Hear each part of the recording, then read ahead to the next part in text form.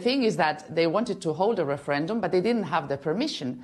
So I normally use this metaphor of sex. I mean, sex is not forbidden, like voting is not forbidden, but you cannot do it forcefully. You have to have the permission to do it, otherwise it's rape. I mean, it's the same with democracy. It's not only a question of saying, okay, we always can vote. Democracy, it's all about voting. It doesn't work like this. Democracy is a complex regime. You have to apply the law, you have to obey the law, and the people who are in charge of the regional government in Catalonia at that moment are especially responsible to comply with the law, and they didn't do it.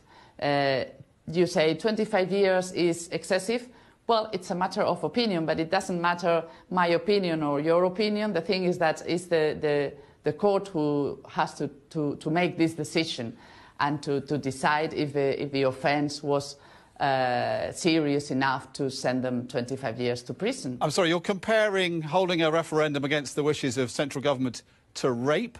And are you honestly saying that that should earn a sentence of 25 years? No.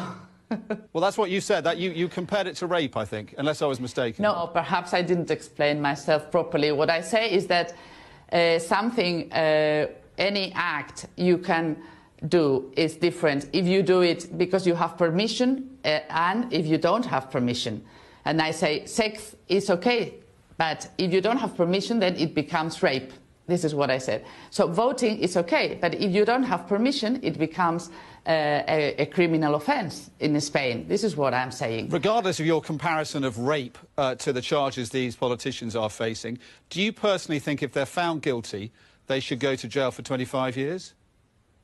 Well, I'm not going to say my opinion on that because it doesn't really matter at all.